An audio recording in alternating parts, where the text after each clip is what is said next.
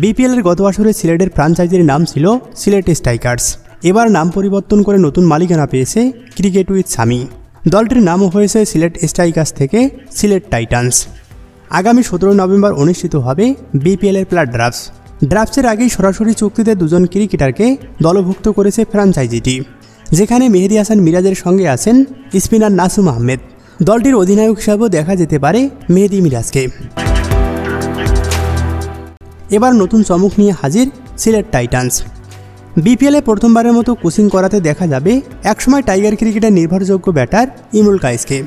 তিনি দলটির ব্যাটিং কোচের দায়িত্ব নিতে যাচ্ছেন বলে নিশ্চিত হওয়া গেছে একটি বিশ্বাস্য সূত্র থেকে।